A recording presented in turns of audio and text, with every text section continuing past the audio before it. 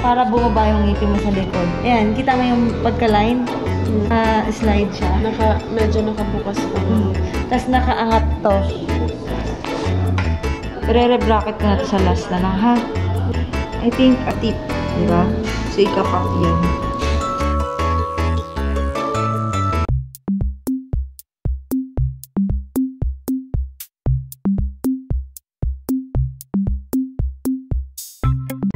Okay, so dahil braces update na naman tong vlog na to, so this will be addressed to everyone. So ayan, hello guys and welcome back sa ating vlog. And for today's video ay sasama ko kayo sa adjustment day natin. Ito yun after nung first na elastics ko. So kung di nyo pa napapanood yung first vlog ko about elastics, so puntahan nyo muna yun bago kayo magpunta dito kasi part 2 na to. Wow! Tapos, ayun na nga, nandyan na tayo sa Dentacare. And as you can see, katulad ng nabanggit ko doon, is class 2 yung elastics natin that month. So, as you can see, yung position niya is from the front to the back. Kasi nga, inaayos yung aking panga. So, ayun, tingnan natin kung ano yung ma-adjust today. And samahan nyo lang siya. Pero, ayun, pinapakita ko lang talaga yung impact ng elastics for a month. Ayan, halos magpantay na siya and everything. Ito lang sa Dentacare and mapa-adjust na tayo. And hindi ko alam kung mapapalit ako ng color ng braces ko. Pero, for now, nagugustuhan ko yung color pink. And sana meron pa sila ngayong month. And then, tingnan natin kung magpapalit ako at kung ano yung i-adjust today. So, yun lang. Samahan niyo. Roar. Okay guys, I'm torn kung magpapalit ako ng kulay or hindi na. Kasi, bagay naman siya.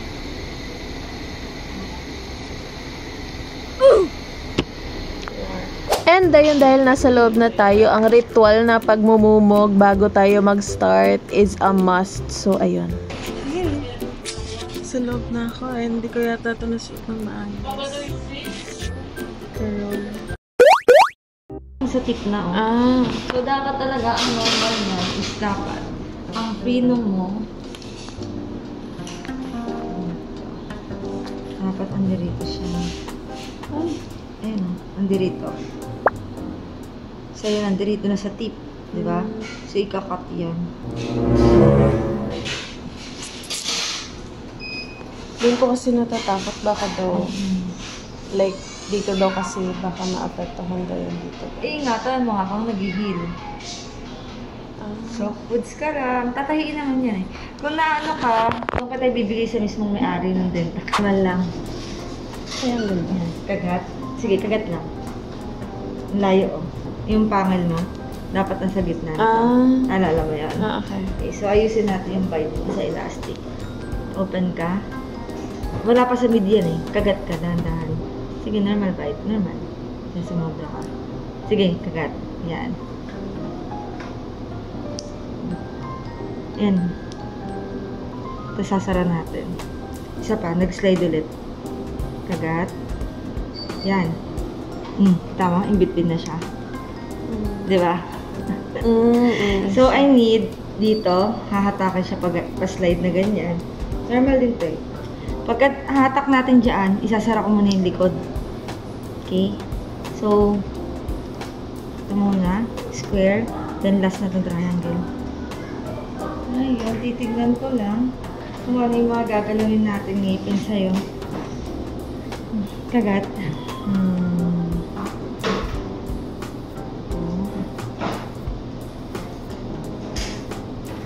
Open ka.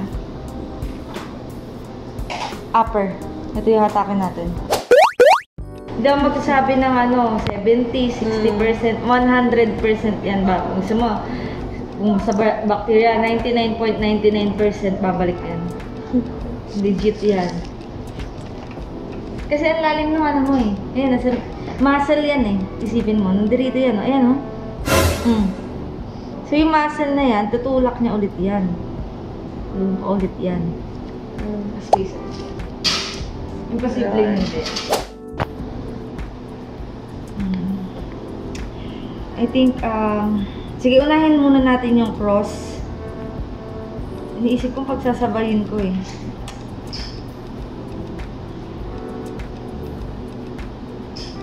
Sabayin ko ba? Kasi magka-diastema na naman. Sinabayin natin.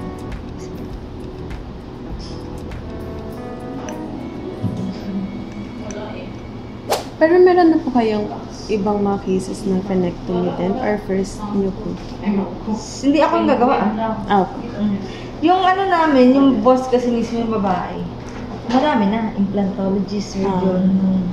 Ano yun, mas invasive doon. Pero hindi ko pa kasi natanong kung meron siyang frenectomy. Ang hindi niya pa nagagawa kasi is yung lip repositioning. Lip repositioning. Ngiti ka, pinakamalaki. Di ba, yung pinakasagad, yung parang, yan, di ba, yan. So, titignan mo, hindi natin to pwedeng iangat kasi dahil sa gummy smile mo. Kasi kailangan nabibasis mo yan. Kaya ba natin yan na tanggalin yung gummy smile mo sa tinatawag natin gingivoplasty, babawasan yung gilagid. Pwede natin gawin para ma-lengthen. Pero hindi natin pwede siyang iangat unless deep bite ka. Gaya ng iba, yung halos sa tatakpan na. So, yung ginagawa, tinatads yan. Yung meron siyang implant, inaangat. Para yung yung gilagid na nakababa pagka-gummy smile mo. Na-correct. Kaya lang sa'yo hindi. So, hindi yun yung reason natin kung bakit ka medyo gummy smile, no? So, pwede, ang kasi dyan is yung height pa. Mamaya, pag inangat natin yan, yung vertical height mo, yung TMJ mo magka-problema. Diba? Kasi hindi yun yung height ng bite mo eh. So, pag inangat natin, medyo babagsak yan. Babagsak yung kagat mo. Kasi sinusundan yan eh. So, ngayon, sa'yo, kung titignan mo, medyo maliit na mahingipin mo. Pwede natin yan kung di mo gusto yung pag-ngumiti ka para masyadong kita yung gilagid mo. Pwede natin unang treatment dyan is gingivoplasty. So, babawasan natin yung gilagid mo para mas mag-show yung ngipin mo. Meron ganon. Pero pag sa'yo, medyo lang naman, parang light lang, no? Hindi yung severe. Yung iba, yung attachment sa, tawag natin na, mga pin mo, yan, sa ilalim. Yung dito, malalim.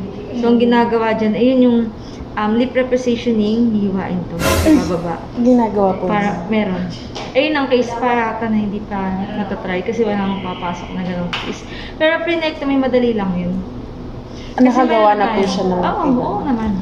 So, yung pwedeng yan dalawang choice mong treatment, technique or yung approach do sa procedure is either ika-cut, surgically ika-cut to, may blade, via blade, or cautery. Ano po yun? Yung umiinit. Yung cauterize. Ayan. Parang Madali yan actually. Kasi hindi siya maabot sa yung invasive kasi pag kinat mo yan, bukas yan, no? Tatahiin. Hanggang dito yan. Kasi hanggang labi yan, no? Tama? Aha. Pati ito may tahi. Okay. Adi, parang abot hanggang dito. Ang problema mo ngayon, after ng surgery, ayun yung masakit. Siyempre, nag-heal. Diba? Pero yung dito po na part, kunwari like yung magaganon siya or what? Gumaganon po ba siya? Pa yun, ha? Gumaganon po ba siya? Anong gumaganon? Like yung parang kunwari mag-cripple siya dito. Parang magpupul? Ano ba yun? Like yung parang siyang may effect dito sa labas. Wala naman. Na parang kunwari magaganon siya. Ay, hindi. Sa yun eh. Mga clip yun eh. Wala naman. Wala. Sa clip Doon yun. kasi, gaano siya. Hindi, masyado makapal to. Makapal yan. Ito lang tayo. Literal na yan lang. Ito lang. Dito lang sa loob. Pero yung effect na wala. Wala. Dito lang tayo. Diba? Ang haba, oh. Ang laki niya, no? Muscle yan. Ang laki, oh. Kita mo? Yan, ang kapal niya, no? Kakat yan buo. Nanonood ka ba? Pinanood mo? Ayun, wag nyo nang panoorin kung hindi rin naman kayo magpapasurgery yung video ng frenectomy dito sa YouTube kasi sobrang bloody niya and sobrang nakakilabot siya. Yun, disclaimer lang para magets na yung feeling ko kaya ganyan yung reaction ko dyan. Nakakainis! Kasi kailangan mo malaman eh. Nakakilabot. Nakakatakot actually. Tapos talagang gising pa siya. Kasi ako, niyayaya ako. For lip reposition. Sa akin kasi, magilagid ako pag nag-smile ng sobra. So sa akin, hindi naman nagpa-plastic na ako, pero yung attachment mismo ng lip ko yung may problem. Hindi siya pwedeng iangat kasi lilit yung mukha ko, lilit yung jaw ko, babagsak. So ang treatment plan sa kanya, lip repositioning, hihiwain mismo yung mucobaccal. Ang gagawin lang dito, parang ika-cut or cautery dito lang. Bawasan yan. Hindi yun masakit actually. Wala lang, mahapdi lang siya ng konti. Pero syempre, di ko pa alam kung paano yung healing mo sa'yo, yung sa splenectomy. Kasi maranasan. Okay. Wala pa ako na-interview kung kamusta sila eh. Kasi wala pang Pero meron akong mga darating na cases, maliban sa'yo, meron din ako mga ibang patient na ganyan. 14 years old, mas bata yun. Pero mas makapal yung kanya ha, mas malaki. Kaya may diastema din. Tapos meron pang isa lalaki naman. So, bali 3 kayo nakitaan kung merong splenectomy cases. Open.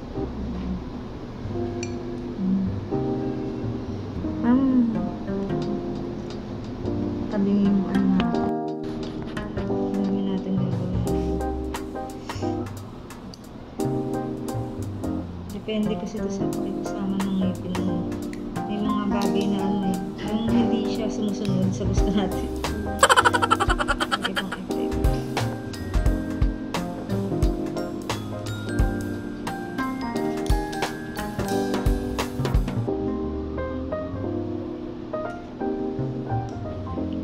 Pag ayaw mo talaga, sayang kasi. Andito na tayo, tapos na, di ba? Tapos babalik na naman sa dati. Ulitin mo yun.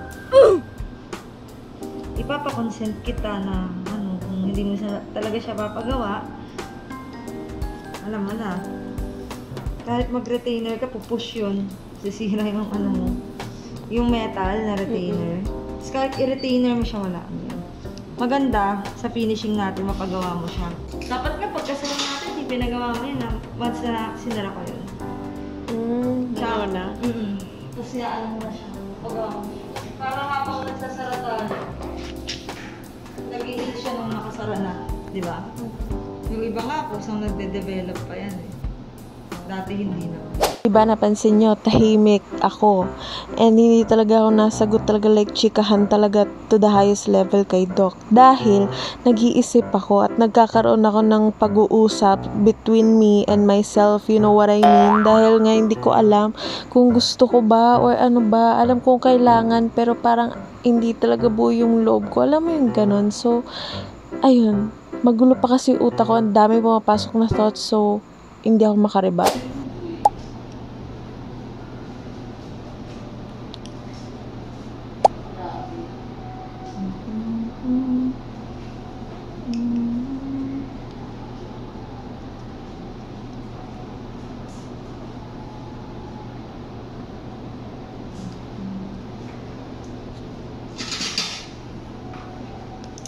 Nigpitan ko rin, no? Ang midline kasi yun, ha?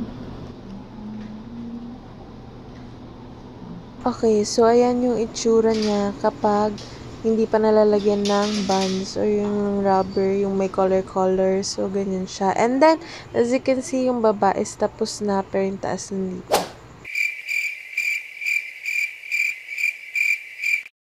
Okay, so tapos na-adjust na lahat. Napalitan na yung wire, yung ties, or yung chain ba tawag dun? Basta yun. Napalitan na yun ni Doc. Same color lang talaga pinili ko. And ayun, elastics na lang yung kulang. Para mas madali siyang hanapin kasi magsabi ko 316. 3/8. Ano po yun sa kapal? Oo. Hindi, sa size, yung diameter. Tapos yung kapal naman sa grams, ounce. So, 2.5.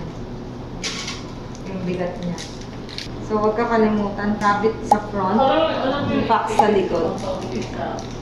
Grabe. Sa ngipin sa harap.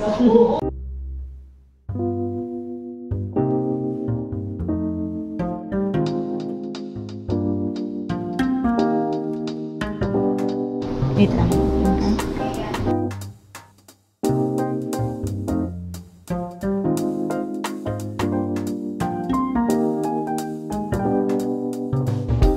Ayan, nahatak. Ramdam mo.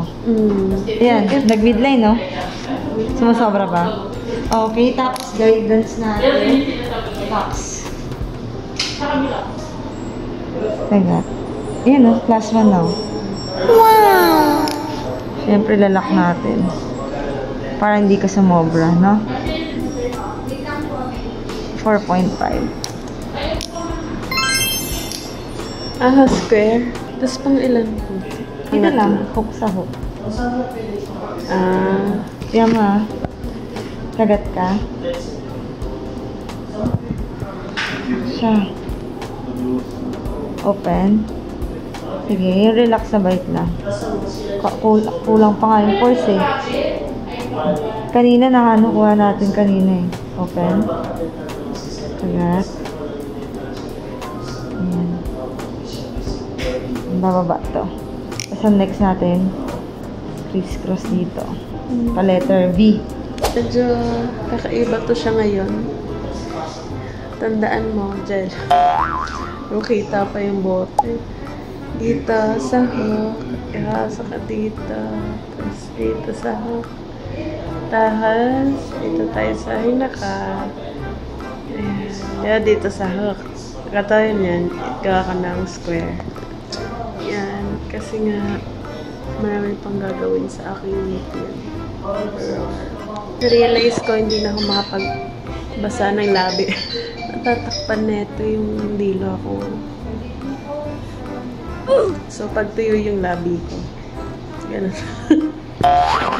Ganun na lang.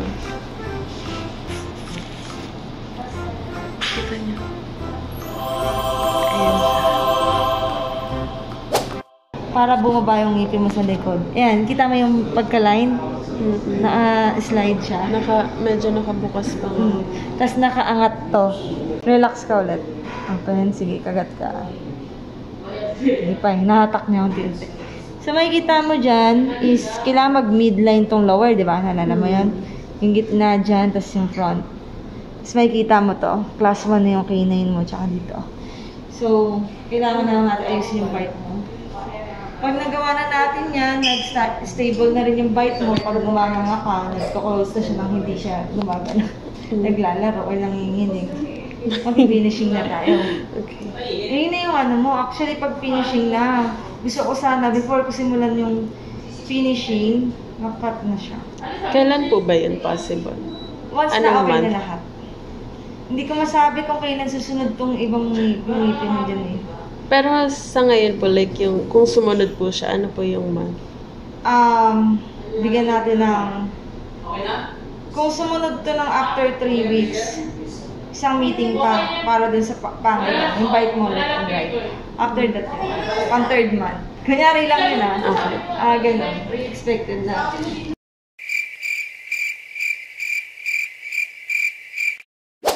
I-re-bracket ko na to sa last na lang, ha? Open. Kasi yung ano mo, Okay, so naalala nyo kanina, diba sabi, fox at rabbit, pero yung hawak ko ngayon, fox at monkey. So dahil yun pumipitik yung rabbit, di kinakaya yung yung ngipin ko. So pinalitan ng monkey. And also meron tayong GC na na-receive from Avon. So bumili ako ng bagong anti-rad. And ayan, as you can see, nandyan, pauwi na ako niya, nasasakyan na talaga. Tapos chinat ako ni Doc, sabi niya, tanggalin ko muna yung sa harapan, which is yung monkey. And mag-focus ako doon sa fox muna para, ayun, para mas maganda. Ayun lang, see you in my next vlog.